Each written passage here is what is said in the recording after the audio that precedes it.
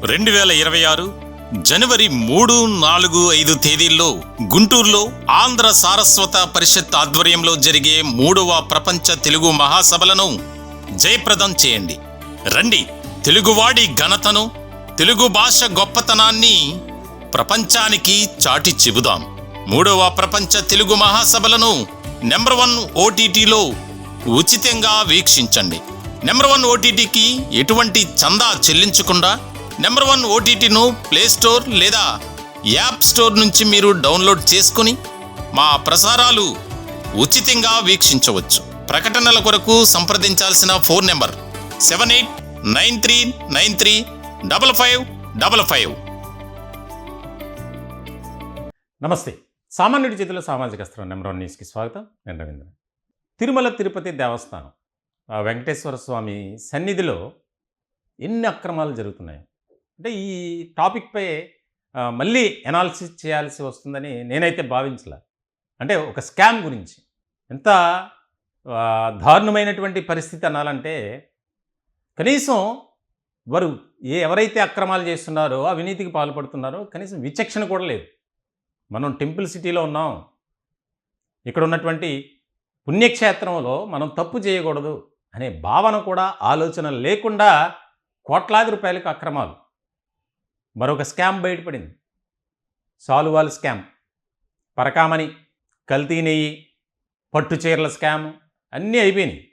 ఇప్పుడు మళ్ళీ సాలువాల్ స్కామ్ బయటపడింది. దాదాపుగా 10 ఏళ్ల పాటు సాగినటువంటి ఈ వ్యవహారం తెలుగుదేశం పార్టీ సంబంధించి, అలాగే టీటీడీ బోర్డు మెంబర్ అయినటువంటి జ్యోతిర్లాల్ నెహ్రూ ఆ పెద్ద ఆయన బయటపెట్టాడు. అంటే అప్పటి వరకు ఇప్పుడు ఉన్నటువంటి పాలక మండలి కానీ, ఆయన పాలక మండలే, ఎవరు కూడా గ్రహించలా, లైట్లే అనుకున్నారు. కానీ దాని వెనక దాదాపుగా 53-54 కోట్ల రూపాయల స్కామ్ 10 ఏళ్ల నుంచి. నగరికి సంబంధించి విఆర్ఎస్ ఎక్స్పోర్ట్స్ ఆ కంపెనీ టీటీడీకి సాల్వాల్ సప్లై చేస్తుంది.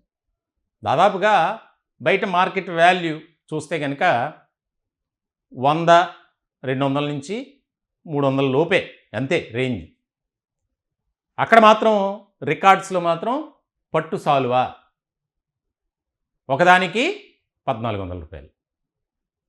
10 ఏళ్ల నుంచి సాగుతుంది ఈ వ్యవహారం. పాపం ఎవరో కూడా కనిపెట్టలేకపోయారు, ఎందుకంటే అందరూ దొంగలే కదా. ఇప్పుడు ఇది తాజాగా బయటపడడంతో విజిలెన్స్ అలర్ట్ అయింది, ప్రభుత్వం అలర్ట్ అయింది.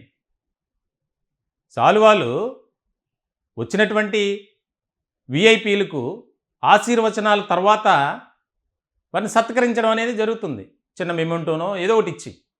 అలాంటి సమయంలో వారికి సాలువా కప్తారు. ఆ సాలువాలో కూడా నాకింత నీకింత. చూడండి ఏ రకమైనటువంటి అక్రమాలకు తెరలేపారనేది. మరి ఇందులో ఇద్దరు తెలుగుదేశం పార్టీ వాళ్ళు అప్పట్లో చైర్మన్లుగా ఉన్నారు. దీనికి సంబంధించి ఎప్పుడైతే ఈ వ్యవహారం జరిగిందో ఇద్దరు వైఎస్ఆర్సీపీ ఈ 10 ఏళ్లలో, మరి వారిపై చర్యలు తీసుకుంటారా అనేది ఇక్కడ కీలకమైనటువంటి అంశం. వైఎస్ఆర్సీపీ నుంచి ప్రాతినిధ్యం వహించి టీటీడీ చైర్మన్లుగా వ్యవహరించినటువంటి వారు ఇద్దరూ కూడా ఇప్పుడు ఇబ్బందికరమైనటువంటి పరిస్థితులను ఎదుర్కొంటున్నారు. ఒక ఆయన భూమన కరుణాకర్ రెడ్డి, మరొక ఆయన వైవి సుబ్బారెడ్డి. మరి తెలుగుదేశం పార్టీకి సంబంధించిన వారిపై కూడా చర్యలు తీసుకోవాలి ఈ సాలువాల స్కామ్లో. ఎంత ఏమనాలండి వీటిని? తిరుమల తిరుపతి దేవస్థానం ప్రపంచవ్యాప్తంగా ఒక ప్రసిద్ధిగాంచినటువంటి పుణ్యక్షేత్రం. మరి అటువంటి పుణ్యక్షేత్రంలో ఏం చేస్తున్నారు? భక్తుల మనోభావాలు దెబ్బతీసే విధంగా వ్యవహరించడం, అక్కడ సరైనటువంటి ఏర్పాట్లు చేయకపోవడం, మీరంతా తిన్నారు కాబట్టి మేమెంత తింటున్నాం అని పాలక మండలి ఏ రకమైనటువంటి వ్యవహారమో చూడండి. ఒక రకంగా తిరుమల తిరుపతి దేవస్థానంలో ఎక్కడ చూసినా స్కామ్లే. ఎవరిని కదిపినా ఈ స్కాముల గురించి చర్చే ప్రత్యేకంగా. దీనికి సంబంధించి చాలా సీరియస్గా కూటమి కూడా ఆలోచన చేయాలి. తాజాగా మంగళగిరిలో జరిగినటువంటి ఒక కార్యక్రమంలో పంచాయతీరాజ్ ఉద్యోగులకు సంబంధించి మాటామంతి కార్యక్రమంలో కూడా పవన్ కళ్యాణ్ మాట్లాడారు. హిందువుల మనోభావాలను దెబ్బతీసే విధంగా ఎట్లా ఉంటారు అనేది. దేవుడు సొమ్మును దాచుకోవడం. ఒక ఆయనేమో హుండీలో చోరీ చేస్తాడు, ఒక ఆయనేమో అక్కడ ఉన్నటువంటి అమ్మవారికి సమర్పించే, అయ్యవారికి సమర్పించేటువంటి పట్టు వస్త్రాలని దోచేస్తాడు. మరొక కొంతమంది వ్యక్తులు భక్తులకు అత్యంత విశ్వాసంతో, ఎంతో భక్తి శ్రద్ధలతో వస్తారు అక్కడికి. అటువంటి వారికి ఇచ్చేటువంటి ప్రసాదం లడ్డూలో కల్తీ నెయ్యి. అసలు ఏ రకమైనటువంటి విధానంలోకి వెళ్ళిపోయారో చూడండి. పూర్తి స్థాయిలో ప్రక్షాళన జరగాల్సినటువంటి అవసరం ఉంది. తిరుమల తిరుపతి దేవస్థానం ప్రపంచవ్యాప్తంగా లక్షలాది మంది వస్తుంటారు. మొత్తం నిత్యం కూడా అక్కడ బిజీగా ఉంటుంది. ఇంకా బ్రహ్మోత్సవాల సమయంలో పరిస్థితి చెప్పక్కర్లా. మరి అటువంటి చోట్ల ఇలాంటి అక్రమాలంటే ఎప్పుడో జరిగింది, బయటపడింది. మరి అక్కడ ఉన్నటువంటి అధికారులు కానీ, పాలక మండలి కానీ చోద్యం చూస్తుందా?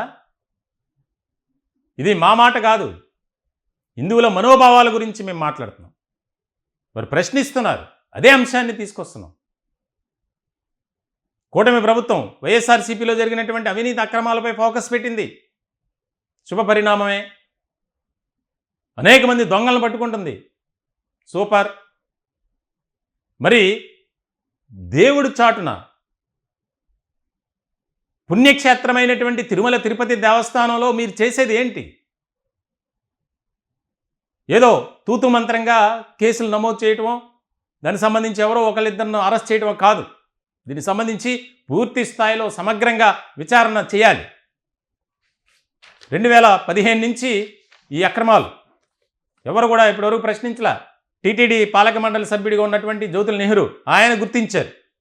ఆయన గుర్తించే వరకు ఎవరికి కూడా పట్ల అది మంచి సాలువానా, పట్టుదా, లేకపోతే పాలిస్టర్దా అని. పట్టు సాలువాను కొన్నామని చెప్పి రికార్డులో రాసినటువంటి ఈ దొంగల్ని ఏం చేయాలి? ఎలాంటి శిక్ష వేయాలి? చూస్తే కనుక 2015 నుంచి జరిగింది ఇది. 2015 నుంచి 2017 వరకు చదలవాడ కృష్ణమూర్తి ఉన్నారు. ఆయన అప్పుడు టీడీపీ, ఇప్పుడు జనసేనలో ఉన్నారు. 2017 నుంచి 19 వరకు టీటీడీ చైర్మన్గా పుట్టా సుధాకర్ యాదవ్, ఆయన ఇప్పుడు టీడీపీ ఎమ్మెల్యేగా ఉన్నారు. అలాగే 2019 నుంచి 2023 వరకు వైవి సుబ్బారెడ్డి వైఎస్ఆర్సీపీ, 2023 నుంచి 24 వరకు బోమన కరుణాకర్ రెడ్డి, ఈయన వైఎస్ఆర్సీపీఏ. అంటే ఈ 10 ఏళ్ల టైం పీరియడ్లో ఎవరెవరు చైర్మన్లుగా వ్యవహరించారనేది నేను చెప్తున్నాను. ఇది దాదాపుగా 2015 నుంచి 2024 వరకు జరిగినటువంటి అక్రమాల కింద బయటకు వచ్చింది. విజిలెన్స్ ప్రాథమిక నివేదికను తయారు చేసింది. మరి ఆ టైంలో చైర్మన్లుగా వీళ్ళు ఉన్నారు, ఇద్దరు టీడీపీ, ఇద్దరు వైఎస్ఆర్సీపీ. మరి వారికి కనిపించలేదా? ఇప్పుడున్నటువంటి బిఆర్ నాయుడు, మరి ఆయనకు కూడా కనిపించలేదా? ఒక పాలక మండలి సభ్యుడు బయటికి చెప్తే దాని మీద మీరు కేసు రిజిస్టర్ చేశారు. విజిలెన్స్ అప్పటికప్పుడు ఆగమేఘాల మీద మీరు నివేదిక తయారు చేయండి, విచారణ చేయండి సమగ్రంగా అని. పాలక మండలి కొత్తగా ఏర్పడే ఎన్నిళ్ళయింది, అప్పటి నుంచి మీకు తెలియలేదా? కనీసం రికార్డ్స్ పరిశీలించాలిగా. పట్టు సాలువాలని చెప్పి పాలిస్టరీ కొని దానికి సంబంధించి ఆ యొక్క పుణ్యక్షేత్రంలో దేవుడి సమక్షంలో విఐపీలకు, ఎంతోమంది ఆయా ప్రాంతాల నుంచి వచ్చేటువంటి పారిశ్రామికవేత్తలు, వ్యాపారవేత్తలు కోట్లాది రూపాయల విరాళాలు ఇస్తున్నారు. అటువంటి వారికి మీరు సత్కరించే సాలువలు అవి. పాలిస్టరీ కొనేసి 100 రూపాయలు, 150 రూపాయలవి, అవి 1400గా మీరు రికార్డులు ఎక్కించారంటే ఏమనాలి మిమ్మల్ని? దీనికి సంబంధించి ఖచ్చితంగా కూటమి ప్రభుత్వం ఒక స్టాండ్తో ఉండాలి. భవిష్యత్ కాలంలో ఇటువంటివి పునరావృతం కాకుండా ఉండాలంటే బాధ్యులపై కఠిన చర్యలు తీసుకోవాల్సినటువంటి అవసరం చాలా ఉంది. ఏదో కావాలని కాదు, ఒక ఆవేదనతో చెప్తున్నాను నేను. హిందువుల మనోభావాలను దెబ్బతీసే విధంగా ఎవరైతే వ్యవహరిస్తున్నారో వారిని కఠినంగా శిక్షించాలి. 2019 నుంచి 2024 వరకు అధికారంలో ఉన్నటువంటి వైఎస్ఆర్సీపీ ఎన్ని రకాలుగా అక్రమాలు చేసింది, అవినీతికి పాల్పడింది అనేది కూటమి ప్రభుత్వం బయట పెడుతుంది, కేసులు నమోదు చేస్తుంది, వారిని అరెస్ట్ చేయిస్తుంది. చాలా మంచిది. మరి టెంపుల్ సిటీలో దొంగలను కూడా పట్టుకోవాలి. పార్టీలకు అతీతంగా ఎవరైతే అక్రమాలకు పాల్పడ్డారో వారిని వెంటనే అరెస్ట్ చేయాలి. దీనివల్ల భవిష్యత్ కాలంలో ఇటువంటివి జరగకుండా ఉంటాయి. అలాగే ఒకవేళ అక్రమాలు చేయాలి, అవినీతి చేయాలన్నా భయపడతారు. అది మా ఉద్దేశం. ఈ టాపిక్పై మీ విలువైనటువంటి అభిప్రాయాలను కామెంట్ రూపంలో తెలియజేయండి. దయచేసి మా ఛానల్ని సబ్స్క్రైబ్ చేసుకోండి. Thank you.